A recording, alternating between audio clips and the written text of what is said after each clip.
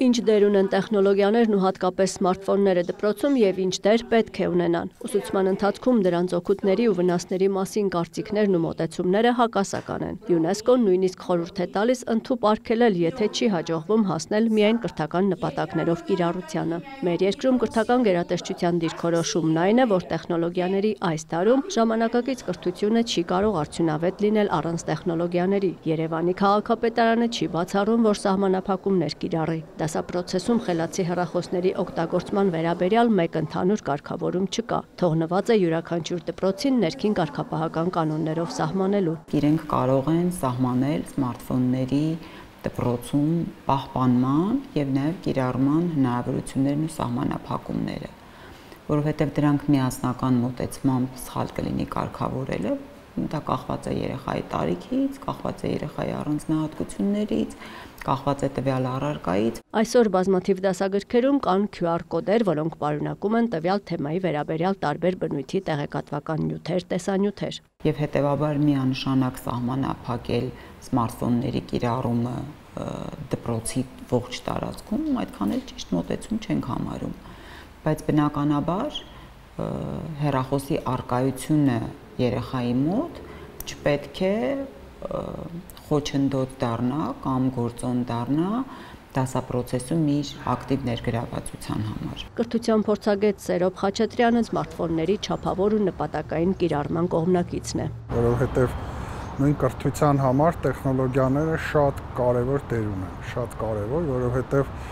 շատ ռեսուրսներ դառնում են հասանելի, հաճելի, տարաբնույթ ռեսուրսներ են դրանք եւ ընթերցելու համար, եւ դիտելու, եւ լսելու, եւ այդ գործիքները, որ ստեղծվում են այսօր, ուսուցման process-ը դարձնում են ավելի հետաքրքիր եւ մասնակցային։ Այդուհանդերձ շեշտում է հատկապես սմարթֆոնների առաջացրած մեծ ռիսկը, ինչի մասին բազմաթիվ միջազգային հետազոտություններ են փաստում։ Օրերս լույս տեսավ նաեւ այս ոլորտի ամենահայտնի մասնագետներից մեկի Տվենգեի գիրքը, որը ծնողներին 10 խորհուրդ է տալիս տեխնոլոգիաների հետ կապված, եւ այդ կանոններից մեկը այն է, որ ասում է, որ երեխաները պետք է ունենան ոչ թե սմարթֆոններ, այլ պարզ հեռախոսներ։ Հեռախոս, որը լինելու է միայն կապի միջոց եւ չի ունենալու այդ ինտերնետ հասանելիություն, տարբեր հավելվածներից օգտվել եւ այլն սոցիալական ցանցերից։ ՅՈՒՆԵՍԿՕ-ի հետազոտությունը ցույց է տվել, որ սմարթֆոնները հեշտությամբ շեղում են սովորողների ուշադրությունը, եթե անգամ պարզապես դրված են կողքի ու ծանուցումներ են ստանում, եւ որpիսի դրանից հետո երեխան նորից կենտրոնանա, մինչեւ 20 րոպե ժամանակ է պահանջվում։ Նույն հետազոտության տվյալներով հեռախոսի հաճախակի օգտագործումը կապված է տագնապի, անհանգստության ու սթրեսի աճի հետ։ Չափից դուրսն արդեն կարող է վնասել հոգեկան առողջությունը, կարող է խոչընդոտել սոցիալական ու հաղորդակցման հմտությունների զարգացմանը, խախտել անձնական տվյալների գաղտնիությունը։ Հեռախոսից կարող է կախվածություն առաջանալ, աշակերտները դժվարանում են վերահսկել իրենց օգտագործած ժամանակը։ Սոցիալական ցանցերի ակտիվ կիրառումը կարող է հանգեցնել ինքնագնահատականի նվազման։ ՅՈՒՆԵՍԿՕ-ի երաշխավորությունները հաշվի առնելով մի շարք եվրոպական երկրներ ընդհանրապես դպրոցներում արգելել են հեռախոսը եւ արդեն իսկ տեղեկություններ կան կրթության որակի բարելավման մասին։ Ամենակտրուկ քայլը այս պայդրությամբ կատարել է Ավստրալիան, որը մինչև 16 տարեկան երեխաներին ընդհանրապես սոցիալական ցանցերից օգտվել, արգելել է հեռախոսների օգտագործումը, բայց տեսնենք, դա այդքան էլ հեշտ չէ։ Մանավանդ Հայաստանի պարագային, որտեղ մեր ժողովուրդը, մեր երեխաները ավելի իմպուլսիվ են եւ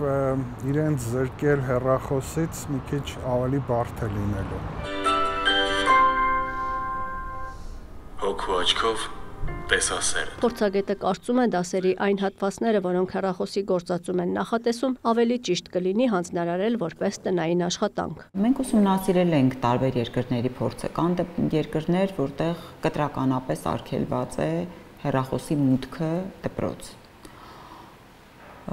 Կան երկրներ, որ ավելի բաց է թողնված, շատ տարբեր է։ Կան տարբեր հետազոտություններ, որոնք վկայում են այս կամ այն լուծման արդյունավետության մասին։ Նախարարության դիրքորոշումն է գտնել ճիշտ տարբերակը, աշխատել սովորողի գիտակցության վրա ու ապավինել այդ գիտակցությանը, սովորեցնել ուշադրությունը կենտրոնացնել անհրաժեշտ ուղղությամբ։ Իհարկե, կարևոր է նաև դասը նրա համար հետաքրքիր դարձնելը։ Պիտի հասկանալ, որ դեպքում է, որ պիտի կառավարվի երեխայի վարքը եւ Բնականաբար, որքան երեխան մեծանում է, այնքան մեծահասակի կողմից կառավարումը պիտի նվազի, որովհետև երեխան պիտի սովորի ինքնուրույն կառավարել իր վարքը։ Երեխան պիտի ինքնուրույն հետևի այն կանոններին, որոնք սահմանված են տվյալ միջավայրում։ Մեզ հետ զրուցած դպրոցականները պնդում էին, որ հենց այդպես էլ վարվում են։ Հեռախոսը դպրոցում միայն գործիք է ուսուցումն ավելի արդյունավետ դարձնելու։ Օրինակ ես հանդիսանալով բնագիտական նպատակային խմբի սովորող կենսաբանություն եւ քիմիա առարկաների ժամանակ դասապրոցեսի ընթացքում մի շարք թեմաներ յուրացնելու համար շատ է պետք գալիս, տեխնիկան ու եթե ավելի կոնկրետ հեռախոսը, ինքը ոնց որ մեր մտքի թռիչքի համընթաց է գնում, ինչ հարց ուզում ենք, այդ բանը միանգամից պատասխանը ստանում ենք։ Հեռախոսը դպրոցում ունի եւ դրական եւ բացասական կողմեր։ Դրականը շատ է, որովհետեւ հեռախոսը կարող ենք օգտագործել որպես ուսումնական գործիք, on-line դասագրքեր, հաշվիչներ։ Ինձ չեմ կարող ասել որ խանգարում է, որովհետեւ սովորող աշակերտ եմ ու խանգարում եմ միայն թույլ աշակերտերին։ Օրինակ շատ կախվածություն է այլ հեռախոսը։ Երբ որ հիմնական դպրոցում էինք, մենք վերջին հիմնականում անցել ենք հին չափորոշչով ու հեռախոսներ հիմնականում պետք չի եղել։ Դրա համար հավաքվում էին մեզ մոտից հեռախոսները։ Իսկ հիմա, քանի որ անցնում ենք նոր չափորոշչով եւ դասագրքերը հիմնականում QR կոդերով են լինում, դասի ժամանակ հիմնականում շատ է պետք գալիս համացանցից տեղեկություններ ստանալու համար։ Ընդհանրապես իմ հեռախոսի ձայնը անջատած է, եթե նույնիսկ զանգեն, ես չեմ լսի,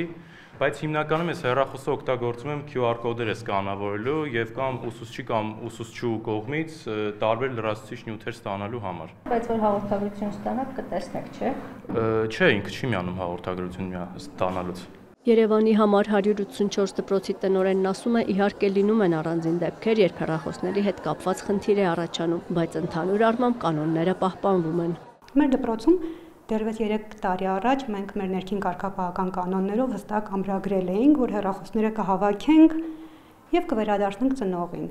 Հետո մենք հաճախ ենք մանկարական լսումներ իրականացնում եւ մենք շատ ենք համագործակցում ուսուցիչներով իրար հետ, լսում ենք իրար կարծիքը, փորձը։ Ի վերջո մենք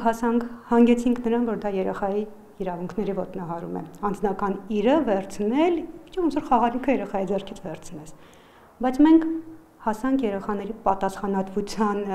ազդելու գործիքներ մշակեցինք եւ փոխադարձ հարգանքի արդյունքով մենք չունենք խնդիր։ Գրականության դասի ընթացքում էլ հաճախ հեռախոսի կարիք է զգացվում։ Ուսուցիչը չի հերքում, որ անհրաժեշտաբար կիրառումից հետո մի կողմ դնելն ու դրանից կտրվելը կարող է երբեմն դժվար լինել։ Սկզբնական շրջանում այո, լինում է այդպես խնդիրներ, բայց դրանք հաղթահարելի են։ Երբ որ մանավանդ ավագ դպրոցում երեխաները ավելի այսպես գիտակից են մոտենում եւ երբ որ ասում ես այս պահին այլևս պետք չի օգտագործել, խնդրում եմ դնենք սեղանի անկյունում, դնում են անկյունում, դեռ այսքան ժամանակ չի եղել, որ խնդիր լինի, մենք վերցնենք, չվերադարձնենք կամ ծնողին հետո կանչենք տանք։ Երևանի քաղաքապետը Facebook-յան հարցում էր սկսել, թե մայրաքաղաքի դպրոցներում արժե սահմանափակել բջջային հեռախոսները, ամբողջությամբ կամ մասնակի, ներկայացնելով արգելք կիրառած ու կրթական առավել մեծ արդյունքի հասած երկրների փորձը։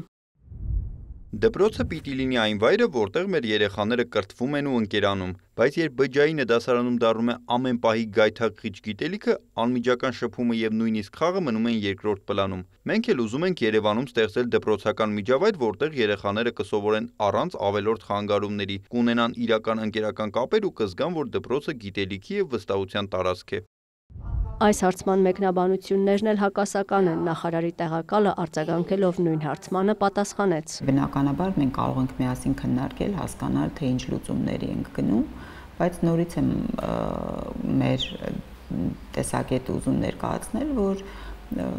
գործունեության տեսակից, տարիքից, դասարանից կախված մոտեցումները տարբեր կարող են լինել։ Ավելի ուշ Երևանի քաղաքապետարանը հայտարարեց գործնական քայլերի մտադրության մասին, նշելով, որ ծնողների մեծամասնությունն ամեն դեպքում աջակցում ու խրախուսում է այդ նախաձեռնությանը, նաև դպրոցներից արձագանքները հիմնականում դրական են։ Ինչ ենք առաջարկում այս համատեքստում, առաջինից 6-րդ դասարանցի սովորողներին բացարձակապես թույլ չտալ դասապրոցեսի, միջոցառումների, դասամիջոցների ժամանակ իրենց մոտ ունենալ միացված հեռախոսներ, առանձին դեպքերում, երբ երեխան ստիպված պետք է բերի հեռախոսը դպրոց, այն դասերի սկզբին կհանձնվի դասղեկին, համապատասխան պահման վայրում կլինի եւ միայն դասերի ավարտից հետո թույլ կտրվի վերցնել։ 7-ից 12-րդ դասարանցիների համար առաջարկվում է սահմանափակումներով օգտագործում։ Ընդ որում խոսքը միայն հեռախոսների մասին չի, պլանշետների, խելացի ժամացույցների, բոլոր սարքավորումների մասին է, խիստ սահմանափակումներ, բացառապես կրթական նպատակներով եւ ուսուցչի հրահանգով եւ վերահսկողությամբ։ Դա կարող է շաբաթական 1-2 անգամ տեղի ունենալ։ Սահմանափակումն ու արգելքը առաջարկվում է բոլոր դպրոցների համար, բայց մինչև այդ նախատեսվում է փորձնական կիրառել 15 դպրոցներում եւ տարեվերջին գնահատել երեխաների ֆիզիկական ու հոգեբանական ցուցանիշներն ու առաջադիմության որակը։ Քաղաքապետն առաջարկել է ծրագիրը նաեւ ուղարկել դպրոցներ կարծիքների համար։ Աննա Զախարյան, Դավիթ Մաչկալյան, Հովհաննես Քյոսեյան, Ժիրայր Հաբետյան եւ Մուշեղ Մանվելյան, Կիրակնորյալ լուրեր։